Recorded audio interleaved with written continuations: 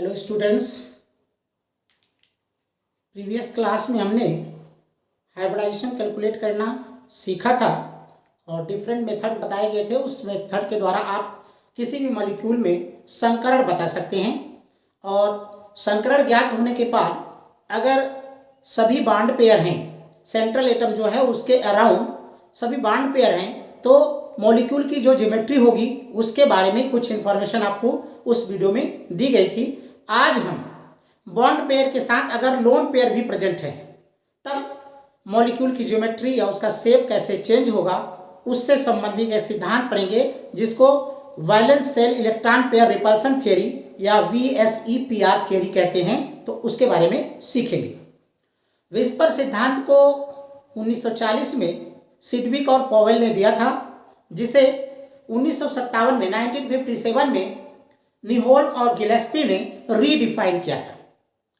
तो कुछ पोस्टुलेट्स जो उस थियरी के हैं विस्पर सिद्धांत के, उसमें पहला सिद्धांत यह है, पोस्टुलेट्स है कि किसी भी मॉलिक्यूल में जो सेंट्रल एटम होता है उसके चारों तरफ जो वैलेंस सेल इलेक्ट्रॉन होते हैं वो मॉलिक्यूल की ज्योमेट्री के लिए रिस्पॉन्सिबल होते हैं, चाहे वो valence shell electron pair bonded वाले हों चाहे नॉन बॉन्डेड वाले हों।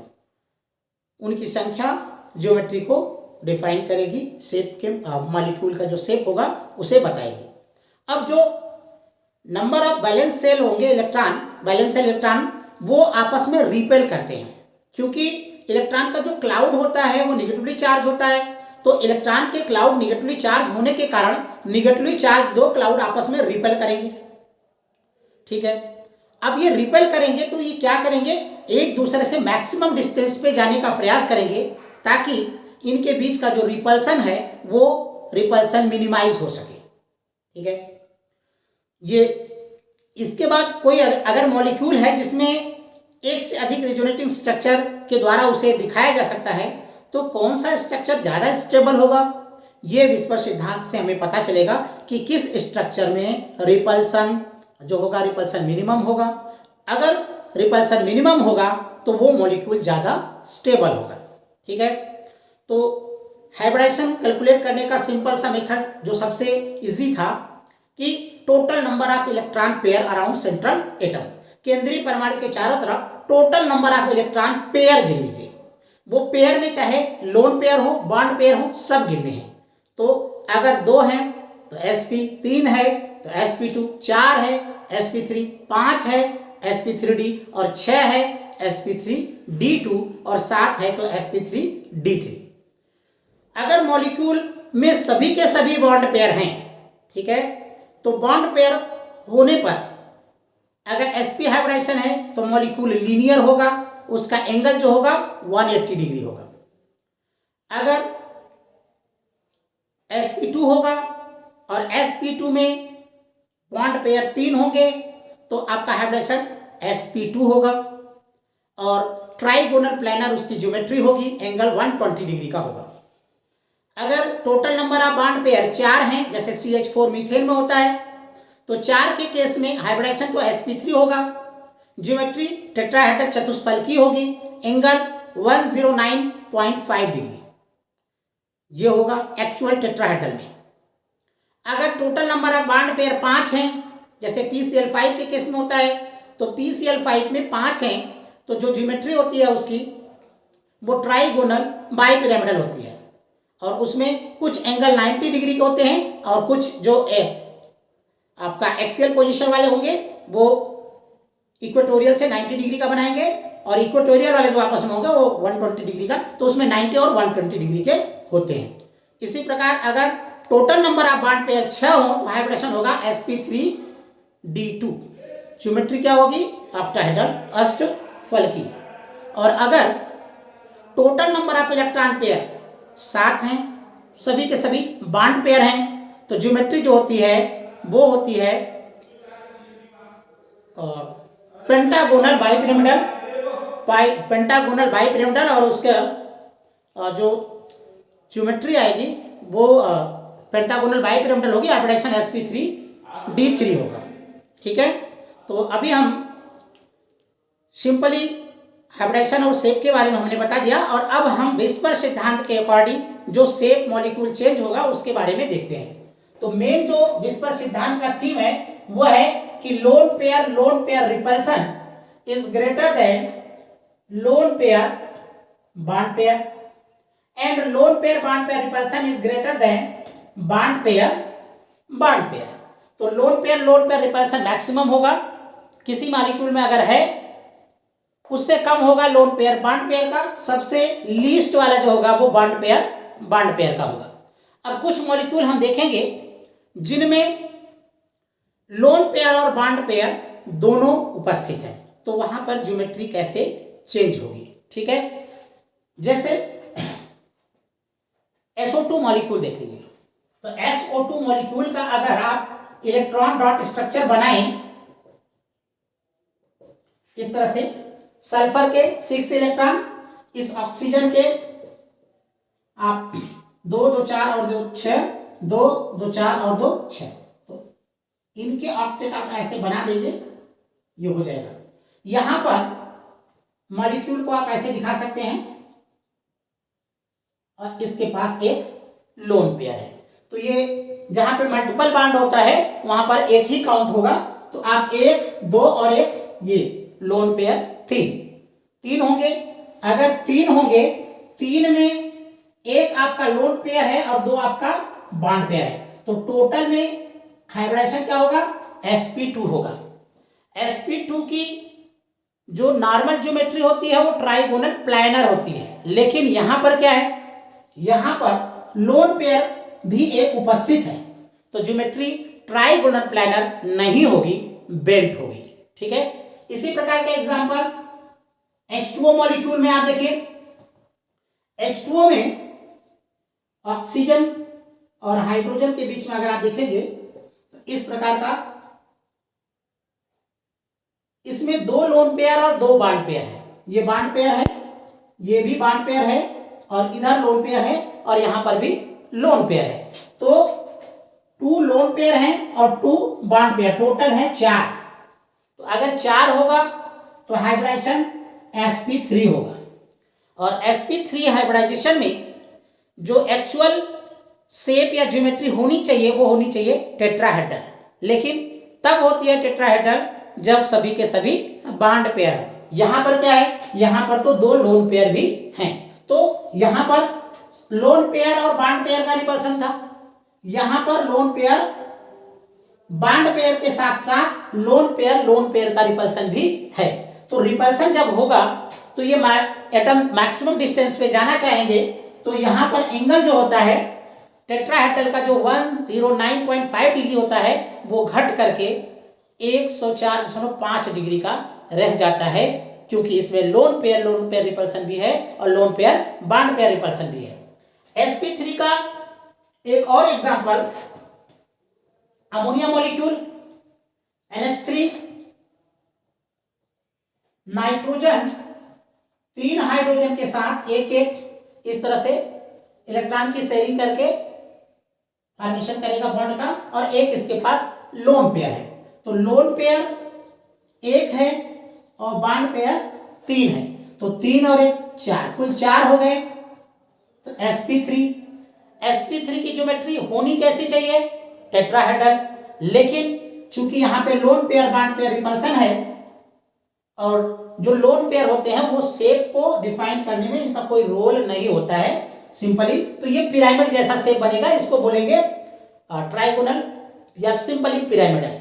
ये पिरामिड के आकार का होगा, पिरामिडल शेप होगी अमोनिया मॉलिक्यूल की, चूंकि इसमें 1 लोन पेयर है और 3 बॉन्ड पेयर है। तो एंगल भी यहां पर loan pair bond pair repulsion है, तो loan pair bond pair repulsion के कारण एंगल जो होता है, जो एक्चुअल टेट्राहेड्रल का एंगल होता है 109.5 डिग्री, उससे घट करके 107 डिग्री का रहता है, 107 डिग्री। तो देखिए यहां पर जब आप मीथेन पढ़ते हैं तो मीथेन में CH4, यहां पर सभी बॉन्ड पेयर हैं, एंगल 109.5 डिग्री का होता है। Hybridization sp3 tetrahedral molecule methane, angle 109.5 degree का। अब क्या हुआ, एक लोन पेयर आ गया, एंगल घट के 107 डिग्री हो गया। H2O मॉलिक्यूल में दो लोन पेयर आ गए, लोन पेयर रिपल्सन हो गया, एंगल और घट गया, एंगल हो गया 104.5 डिग्री का। ठीक है। ज्योमेट्री पहले टेट्राहेड्रल थी, पिरामिडल हुई, H2O मॉलिक्यूल में बेंट हो गई। और अगर ऐसा केस हो जिसमें 3 लोन पेयर और एक ही बॉन्ड पेयर हो तब क्या होगा? ठीक है। sp3 का ये केस देखिए, सपोज करिए HI मॉलिक्यूल है, HI में I जो होगा आयोडीन, इसके पास कुल 7 इलेक्ट्रॉन होते हैं, एक एक हाइड्रोजन से शेयरिंग कर लेगा। तो यहां पर H और I के बीच में आप देखेंगे इसके पास एक बॉन्ड पेयर होगा और 3 लोन पेयर होंगे। ठीक है ना, ये लोन पेयर, एक लोन पेयर, एक लोन पेयर, 3 लोन पेयर और एक बॉन्ड पेयर। तो 1 बॉन्ड पेयर और प्लस 3 लोन पेयर, टोटल है 4। तो 4 है तो हाइब्रिडेशन क्या हो जाएगा? sp3। अब sp3 की ज्योमेट्री कैसी होती है? टेट्राहेड्रल। लेकिन चूंकि यहां पे लोन पेयर 3 है, बॉन्ड पेयर एक ही है, तो हाइब्रिडेशन sp3 भले ही हो लेकिन इसकी शेप कैसी होगी? लीनियर होगी। तो अब समराइज कर सकते हैं आप कि sp3 हाइब्रिडाइजेशन में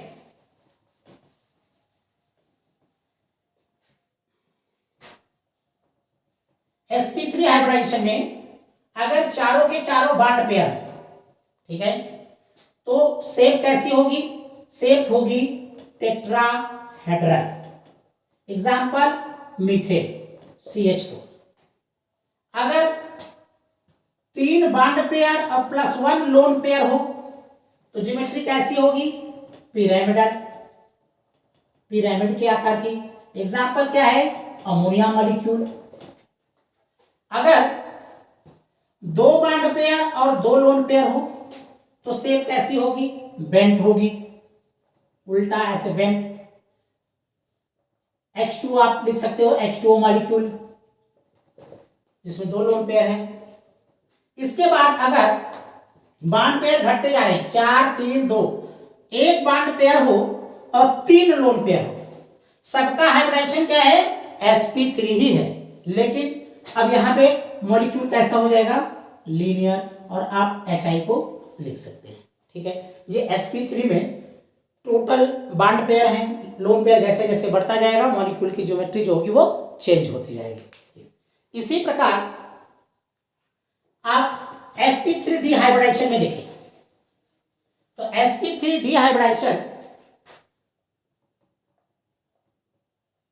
में अगर 5 बॉन्ड पेयर हो तो शेप होती है